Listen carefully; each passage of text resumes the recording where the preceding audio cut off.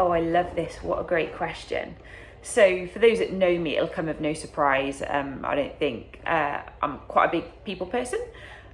So by far the thing that I love most about coaching is when I see athletes achieve things that they never initially thought that they could. They exceed their own expectations, and they suddenly realise that perhaps their potential is far greater than they first thought. Seeing them come to that realisation, it is just so rewarding for me, and I absolutely love it. And sometimes that can be big things, and sometimes it can just be really small things.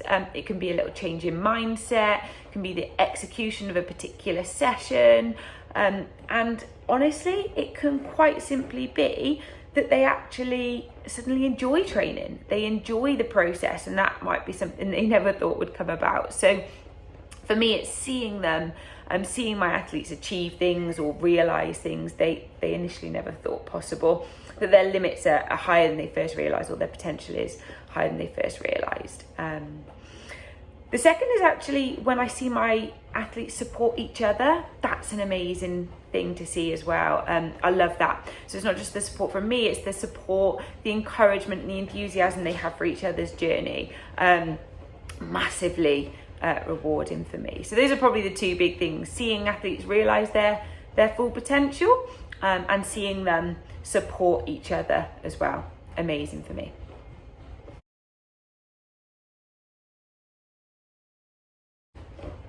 Oh, now this is quite an interesting question for me actually, because for lots of people this would probably be quite simple answers, but for me it's a little bit more complicated, and I'm going to break it down into two parts as well.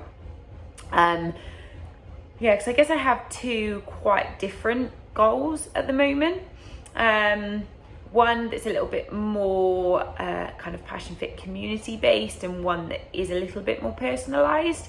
But the reason that this isn't quite a simple answer is because to me, some people think that I'm really weird for this, and I know some of you will be able to really relate as well. But for me, the journeys around me mean as much as my own individual athletic journey. So lots of the athletes within the Passion Fit community, seeing them achieve their goals, being part of that journey with them, and doing something to help them achieve that genuinely means as much to me as my own personal journey.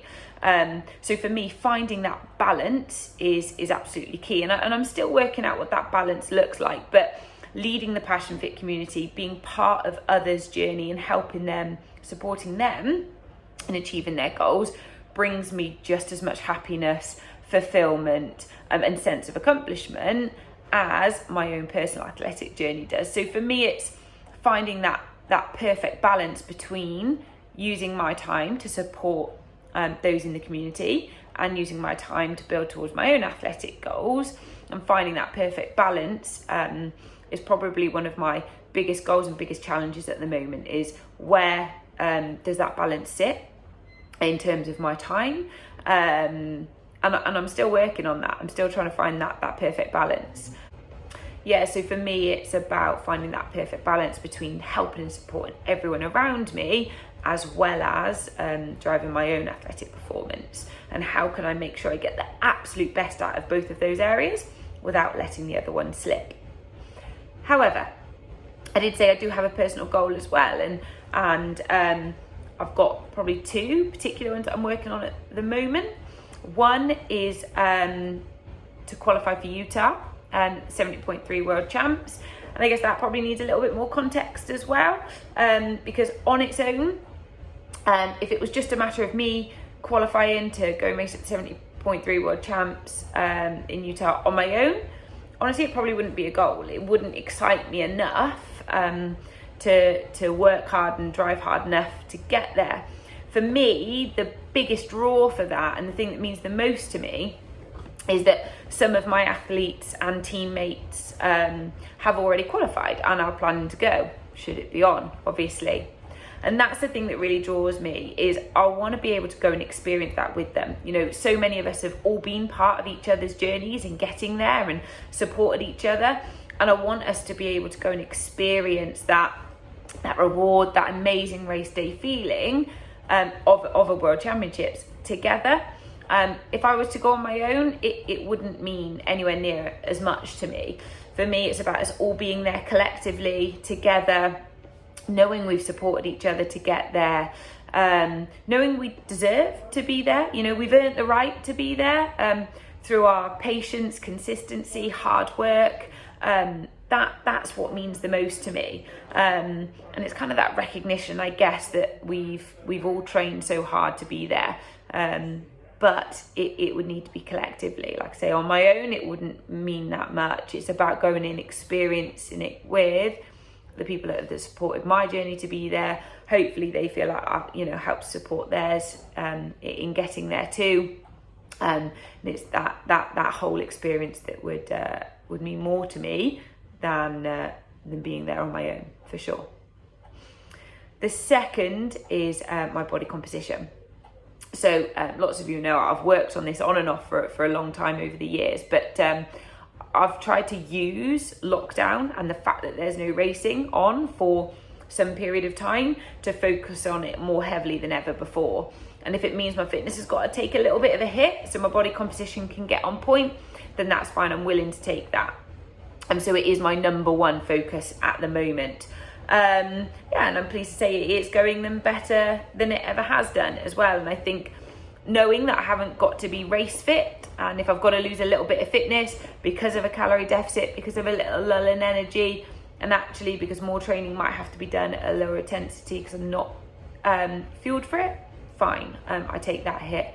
So that's my second goal at the moment. I do have kind of a goal weight or body fat percentage in mind. It's not set in stone because I understand that I might have to reevaluate as I get closer to it. But that's my number one goal at the moment. The irony is I'm focusing on that as opposed to performance. And ironically, the body fat or the body weight going down is actually lending itself to higher performance. So although the higher performance wasn't the goal, it's becoming a secondary outcome, I suppose, which I shan't complain about, particularly on the run. So I'm happy with that.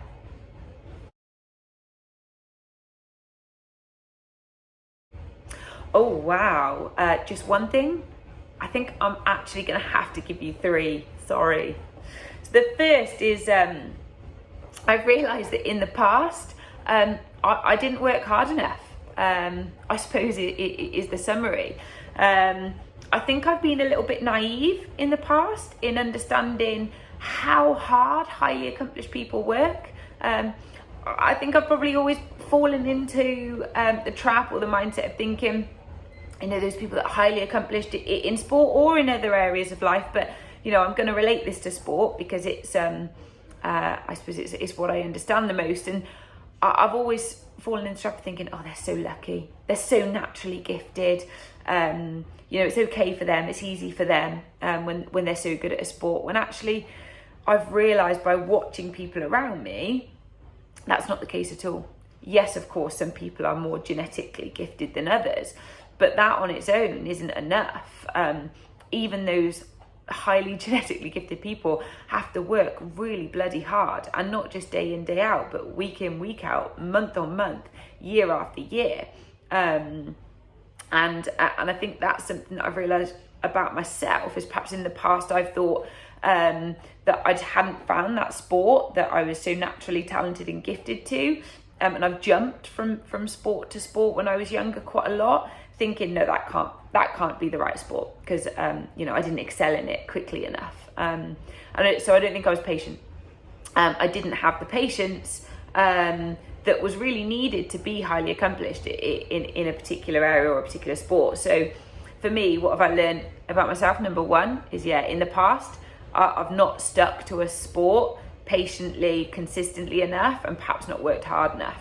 And I've certainly had a realisation in watching Tom, is probably the best example for me, over the past 14 years, seeing how hard he works year after year after year after year, I think has made me put things into perspective and realise if you really do truly want it, how hard you've got to work, how committed or compelled you've got to be all day, every day. Everything's got to be geared towards it. So yeah, I think the reason those people have achieved those wonderful things is their commitment, their determination, resilience, drive, focus, relentlessness every day, not just occasionally.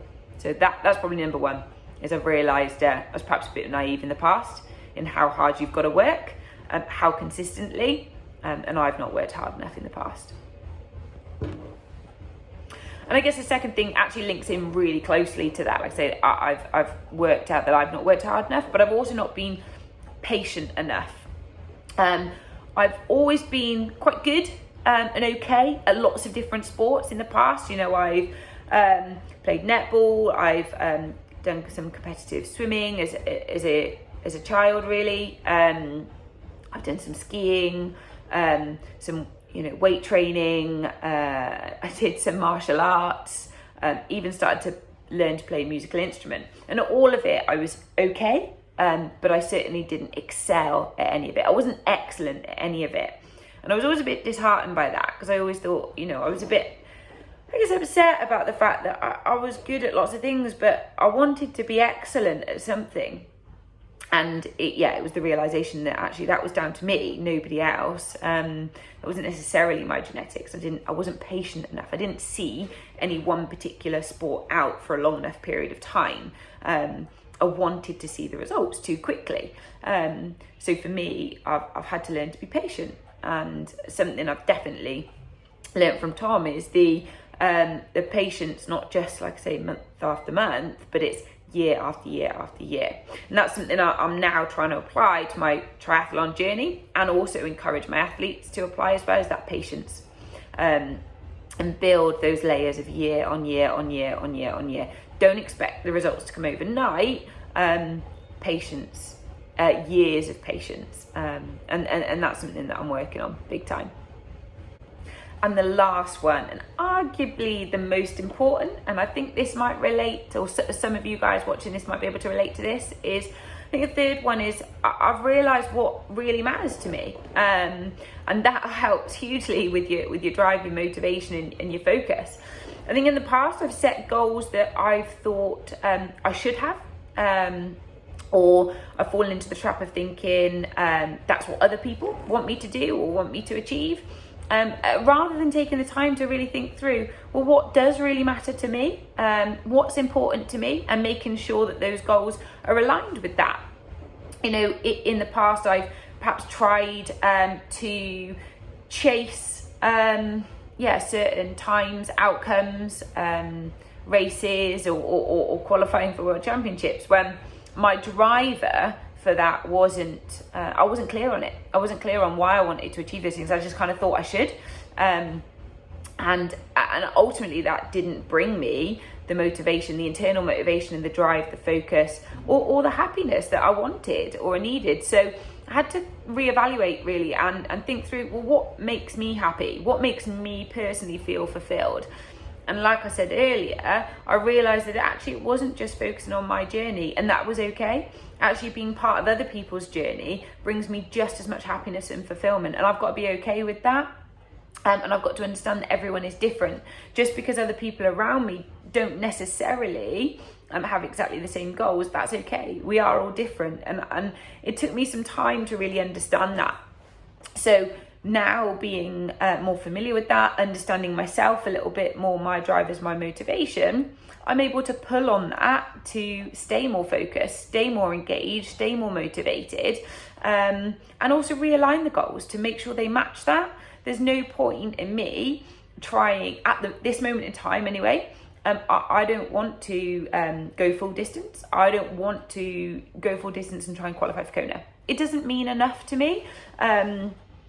I would much rather spend more time helping some other athletes get there, and perhaps in the meantime focus on 70.3, because that time balance is better suited to me. I enjoy it more, and I love being part of other people's journeys as well. So for me, that overall brings me a better balance, a greater amount of fulfillment and sense of accomplishment, and that's what I've learned big time, is that's okay. That sense of accomplishment looks different for everyone, and you have to work out what it looks like for you to stay motivated and to stay feeling compelled and happy with your journey.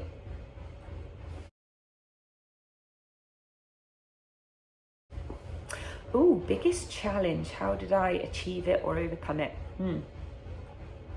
I think this has to be the beginning of my Passion Fit journey, or the beginning of my full-time Passion Fit journey. So most of you will know, it was Tom really that started Passion Fit and got it up and running in the first place. And back then I worked full-time as well in the fitness industry, but I worked full-time.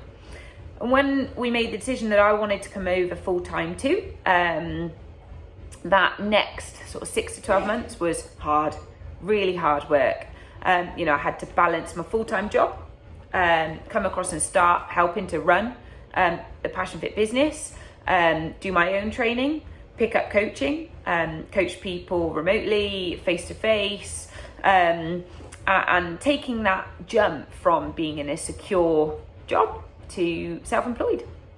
And I guess going from comfortable to risky, going from secure to not so secure. And I guess it comes back to a quote I always remember, that somebody quite close to us has reminded me of a few times, is feel the fear and do it anyway.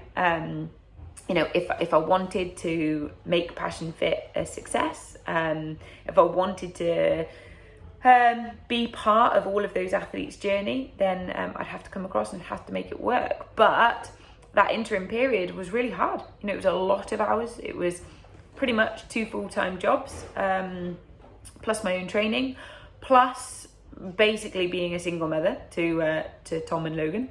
That is how it feels sometimes. It was hard. It was really long hours, a lot of hard work, and not knowing whether it would be worth it. I didn't know whether when I gave up my job and came across to Passion full time, would I have enough athletes to make it work? Would I be skilled enough to be self-employed and run my own business? Nobody could give me any guarantees of that. So it was hard. It was risky. It was hard, but it's absolutely paid off, because I now absolutely love my job, and I wouldn't change it for the world. Oh, interesting question. And I've no doubt that any coach that you ask would give you a different answer to this. For me, I think there's a couple of really key things here. The number one is honesty. So from both the coach to the athlete and from the athlete to the coach. But that's probably the number one thing. From the athlete, they've got to be completely and utterly honest about their goals and what accomplishment looks like to them. And I keep coming back to that because in my experience, it's when we get that piece a little bit wrong is often when the breakdown starts to happen between an athlete and the enjoyment of their journey, or a coach and an athlete. So if an athlete truly understands and is honest with their coach about, look, this is what matters to me, then we're able to help advise them, and we're able to set their training and help them set their goals appropriately off the back of that. So if I give you an example, if an athlete tells us, look, that the thing that's absolutely most important to me is to qualify for Kona and try and podium in my age group, then we're going to train them for that, and that's going to take a lot of hard work, a lot of hours, and prioritizing their training above a lot of other things in order to be able to achieve that. That's a tough goal. But if an athlete is really honest with us and says, look, I really just want to enjoy my journey. I want to be at some races amongst the rest of the community. I want to enjoy it. I want to really just enhance my race day experience. But getting the balance for me is really important with involving my family in that journey, spending time with them too. Then we'll make sure we factor all of that in. So honesty is so important between a coach and an athlete. Your coach will give you the best recommendations based on the information you give them. They're not a mind reader. So if you think, well, I tell them that's my goal, but I'll assume they make sure I factor all these other things in. They may not. You have to be completely clear with your coach about what's important to you. and where your priorities lie. Because we won't know that, because it's different for everybody. And you might think, well, you know, they'll assume that because what you think is what you assume everyone else does. I realised that's not the case. You know, the way my mind works, the way Tom's mind works is completely different. And I've realised that. So you've got to be totally open and honest with your coach if you want the best journey. Be really open and honest about your goals.